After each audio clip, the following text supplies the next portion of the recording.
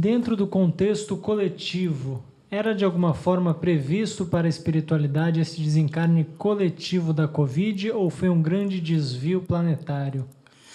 Outra pergunta que eu também não saberia responder pela importância dela. O que eu vejo, não é, com a espiritualidade tem muito, espíritos materializados, espíritos mais sutis. Quando a gente fala assim, espiritualidade, nossa, é a mesma coisa que falar humanidade. Quantas pessoas são mais humanas, quantas pessoas são menos humanas?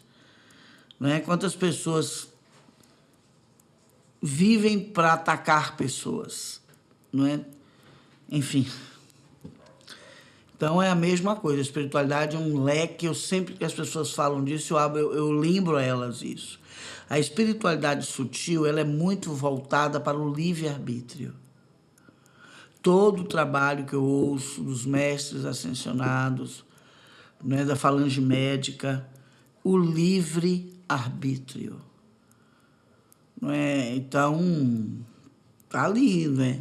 Teve muita gente que desencarnou porque não acreditava que era Covid, achava que era uma gripinha.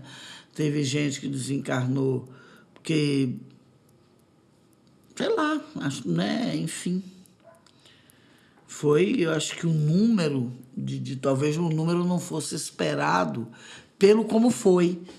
Não precisava. Se você parar para refletir aí e lembrar daquela época das festas, das casas, das praias, milionários, né, alugando casas em cidades milionárias da Bahia, do interior da Bahia, de Praia da Bahia, do Rio, diversos lugares do mundo, né, você ia ver que poderia ter sido bem menor, né? Eu acho muito importante a gente fazer essa reflexão.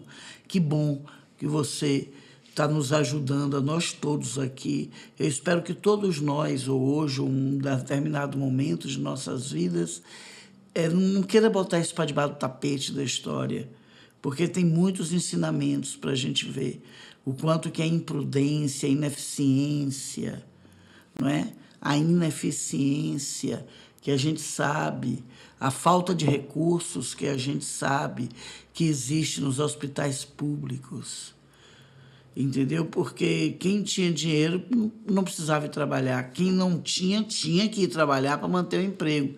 E ainda pegava ônibus cheio, porque as empresas diminuíam o número de ônibus, porque estava na pandemia e não queria gastar dinheiro. Então, tem muita coisa para a gente pensar, rever, não é? Acho que o Covid paga mais preço do que ele mesmo.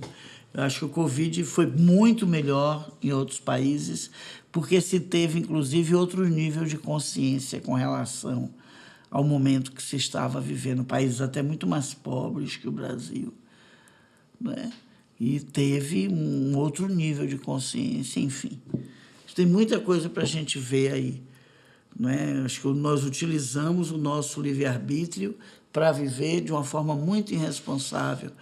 E a gente tem que tomar muito cuidado, porque pode ser que outra pandemia volte. E se a gente não aprendeu nada com essa, vai repetir o erro. Falar nisso, já tem um tempo que Baltazar pediu para eu pedir a vocês, só manda o pessoal olhar para o céu. E ele tem pedido novamente, chamando as pessoas para olhem para os céus, estejam atentas com os céus, que os céus começaram a dar os sinais. Não é? Então ele fala mais uma vez sobre isso. Não é? Que a gente olhe para o céu. O que vai acontecer, você vai descobrir quando olhar. Não é? Eu tenho mantido atenta e tenho visto realmente algumas coisas sobre o céu. E com relação a uma possível nova pandemia, a medicina, os médicos estão bastante preocupados com uma coisa que eles estão chamando de vírus zumbi. Pesquise aí, com o degelo, bactérias que estão há 50 mil anos sem a gente ter contato com elas, não é? Então, é um risco. Então, eu espero que quem aprendeu alguma coisa com a primeira pandemia, caso haja a segunda, não é? E a probabilidade de acontecer é muito grande, que as pessoas utilizem os aprendizados. E para a gente utilizar os aprendizados, a gente tem que refletir. Esse foi um pedido de muitos do que eu entrevistei. Lu, peça às pessoas para não jogar isso para debaixo do tapete. Não é que elas não façam isso, que elas sentem, reflitam, qual foi o meu comportamento, como eu colaborei para que lado, para a doença crescer, para a doença diminuir. Uma reflexão com o nosso próprio travesseiro, não é? Eles pediram muito que eu falasse isso para vocês que eu estou falando agora, que a gente não perdesse a oportunidade, que não transformasse tudo em vão. O que é que em vão? É vir uma segunda coisa aí e a gente passar da mesma forma, do mesmo jeito. Principalmente com esse nível de ódio e de polarização que está acontecendo no nosso planeta. De perseguição mil, né? Quem trabalha para a energia da perseguição crescer vai responder no momento certo.